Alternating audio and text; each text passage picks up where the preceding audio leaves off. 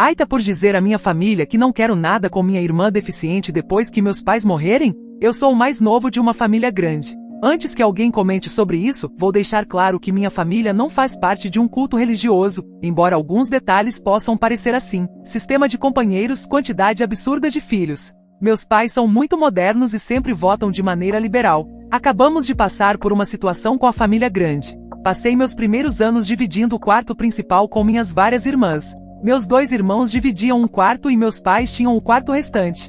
Quando meus irmãos mais velhos eram adolescentes, mamãe e papai adicionaram um quarto à casa para proporcionar mais espaço e todos nós conseguimos nos espalhar um pouco mais, mas eu ainda era obrigado a dividir com minha irmã deficiente. Ela nasceu com síndrome de Down grave e tinha dificuldades com muitas coisas. A primeira vez que lembro de conflito sobre isso foi quando eu tinha de 3 a 5 anos. Meus pais costumavam nos fazer tomar banho juntos para economizar água. Eu costumava ficar chateado porque estava preocupado que ela pudesse fazer xixi, cocô na água do banho, uma ocorrência não incomum, e eu ficasse preso nela. Eu, quando criança, tinha um medo extremo de germes, costumava lavar as mãos até sangrarem. Não, eu não sou obsessivo-compulsivo, isso passou com o tempo. A ideia de ficar preso na banheira com o excremento dela era extremamente angustiante para mim. E houve outras situações em que eu estava preocupado em ser exposto ao excremento dela e fui ignorado. Quando éramos um pouco mais velhos, muitos dos meus irmãos saíram de casa, então minha irmã e eu tínhamos um quarto para compartilhar. Ela destruía tudo que eu amava. Ela tratava os brinquedos com tanta brutalidade e não tinha noção do que era meu ou seu. Lembro-me de que minha madrinha sabia que eu adorava cavalos, então ela me deu um conjunto enorme de miniaturas de cavalos. Devia ter uns 20 deles, de raças e padrões de cores diferentes. Eu amava aquilo. Em algumas semanas, minha irmã tinha quebrado as pernas de todos eles e o pelo estava descascando de seus corpos de plástico. A mesma coisa aconteceu quando eu comecei a brincar com carrinhos, rodas completamente quebradas e tinta arranhada. Meus pais me compraram um brinquedo uma vez para um feriado, que vinha com uma figurinha que você podia montar. Uma das minhas irmãs mais velhas me ajudou a montá-lo e eu o valorizava muito. Eu me dei ao trabalho de escondê-lo para que minha irmã não o quebrasse. Cheguei em casa da escola um dia e o encontrei em pedaços no cesto de brinquedos dela. Mamãe e papai disseram que eu podia montá-lo de novo, mas nunca encontrei todas as peças e ele se foi para sempre. Ela também ainda tinha dificuldade com o treinamento do penico e o nosso quarto constantemente cheirava a xixi porque ela molhava o carpete e não importava quanto a gente limpasse, o cheiro não saía de verdade. Quando mais alguns dos meus irmãos saíram de casa, finalmente consegui ter meu próprio quarto longe dela. Fiquei tão aliviado, mas ela ainda vinha ao meu quarto mexer nas minhas coisas e eu tinha que gritar com ela e trancar minha porta para finalmente mantê-la afastada das minhas coisas. Quando eu estava na escola primária, 8 ou 9 anos, acho, meus pais instituíram um sistema de companheiros, no qual um dos meus irmãos e eu alternávamos a responsabilidade pelo cuidado dela. Mamãe a acordava todos os dias e a preparava para a escola e lhe dava café da manhã. Mas durante o resto do dia, quem fosse o companheiro da semana era totalmente responsável por ela. Tínhamos que garantir que ela fosse ao banheiro depois da escola, preparar um lanche para ela, garantir que ela tivesse entretenimento durante o dia, etc. Quando chegava a hora do jantar, tínhamos que fazer o prato dela. Tínhamos que preparar o banho dela e limpá-la depois do jantar, ajudá-la a se vestir para a cama, etc. Lembro-me de uma vez que meu irmão esqueceu de colocar a fralda noturna nela. Ela ainda molha a cama como adulta, e ela molhou a cama.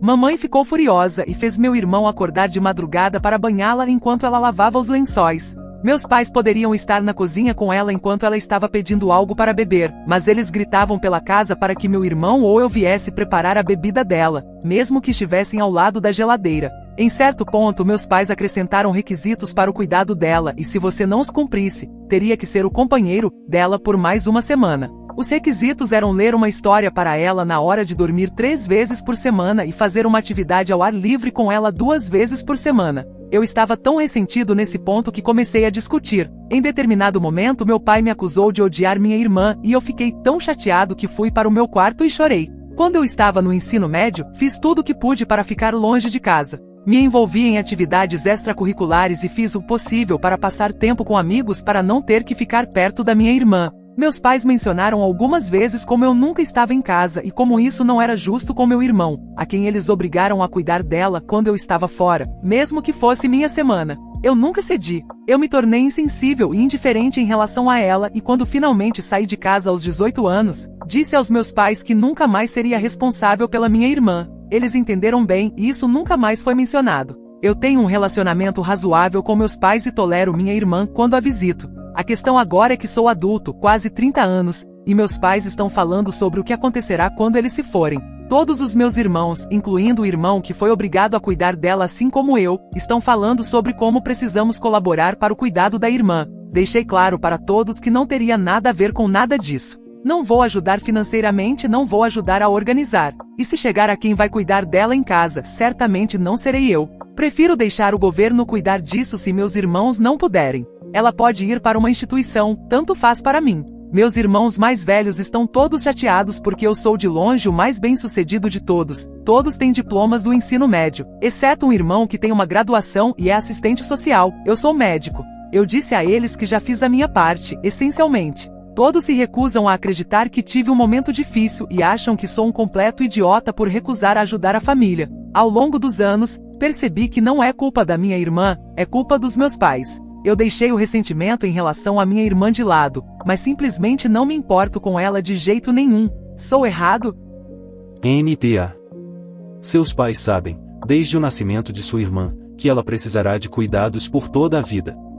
Era dever deles economizar para os cuidados de que ela precisaria após a morte deles. Presumivelmente, eles trabalharam todos aqueles anos em que você foi obrigado a cuidar de sua irmã e não pagaram a faculdade de nenhum de seus irmãos.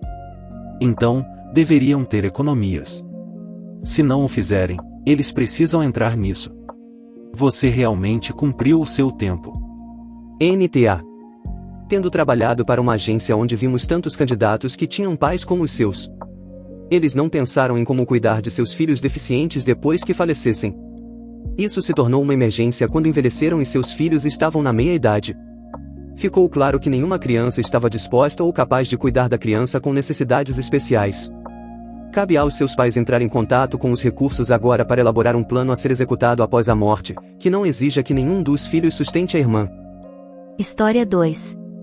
A ITA por deixar minha filha de 11 anos de castigo por um mês depois que ela me custou meu emprego? Estou com 34 semanas de gravidez e não tenho um trabalho comum das 9 horas às 17 horas. Fui colocada em repouso, mas isso foi suspenso há cerca de um mês, então comecei a cuidar de cachorros para ter uma fonte de renda. Tinha uma cliente que deixava o cachorro dela por volta das 7h30 e o buscava entre 8 horas e 9 horas da noite. Nem estava recebendo muito dinheiro, sinceramente, mas isso me dava um senso de propósito, quase como se eu não estivesse apenas aqui sentada me sentindo completamente inútil porque não tinha meu próprio dinheiro e tinha que depender do meu marido.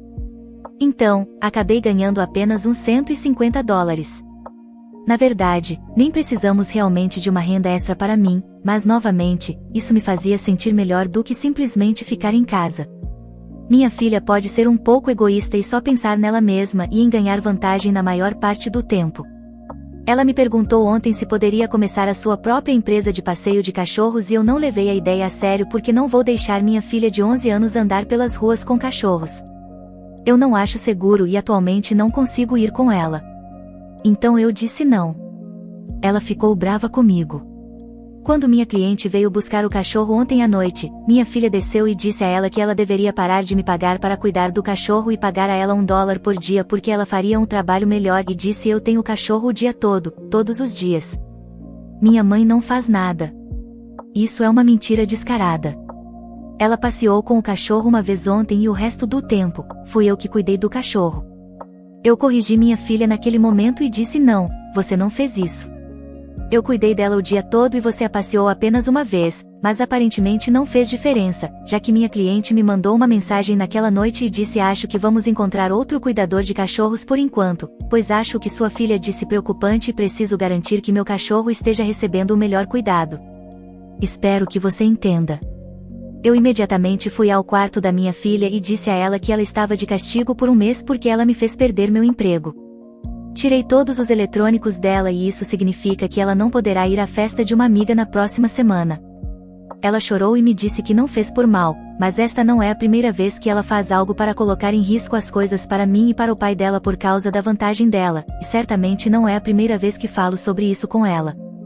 Meu marido está dizendo que talvez eu tenha exagerado e que o castigo parece extremo. No entanto, minha filha sabia muito bem que essa renda me fez me sentir bem pela primeira vez durante essa gravidez e ela simplesmente arruinou conscientemente isso para mim, apenas porque ela queria ganhar $1 por dia. Sou errada nisso?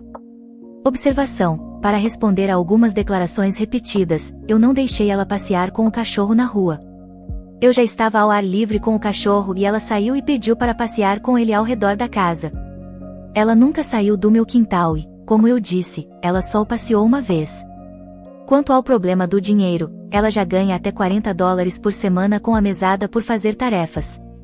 O pai dela fez um quadro de tarefas e mesada dedicado para ela. Quanto mais tarefas ela faz, mais dinheiro ela ganha.